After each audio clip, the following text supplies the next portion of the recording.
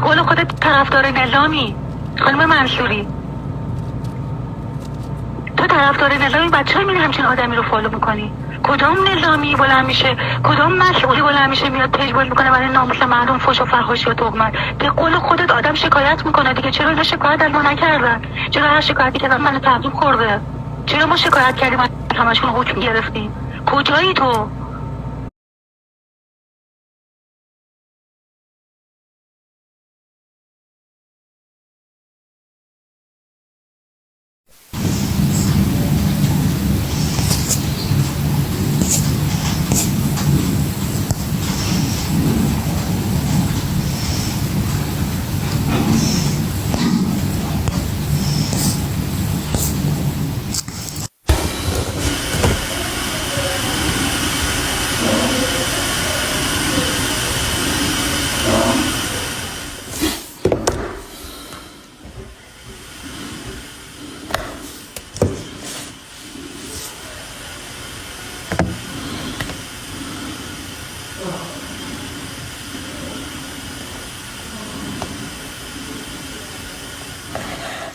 بچه ها لایو تموم شد دیگه، 1 ساعت هست دیگه لایومون تموم شد.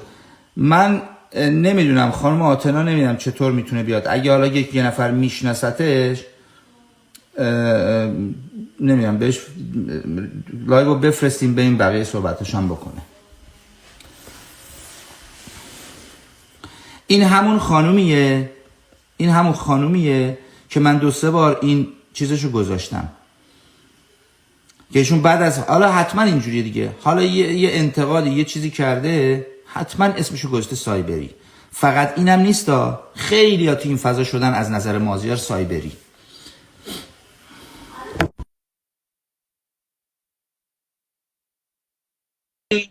انتقاد کن، بگو چرا بالا چشت ابرو مازی، حتما میشی سایبری. حالا مهم نیست 4 سال باش بودی یا امروز چون بهش انتقاد کردی شدی سایبری. همه فریدونی الان سایبری، من سایبری. بگو. اصلا این میگه سایبری. خب آقای مازیار، من میخوام از شما بپرسم، وقتی اسم منو به ناحق انداخته وسط یه بازی که اصلا مال من نبوده، من تهمت زده، من رفتم به حق از این خانم شکایت کردم، شدم سایبری؟ آقای ملیسپری، آدم از جایی ضربه به کسی میزنه که میخوام بهت ضربه بزنن، یه چیز عادیه.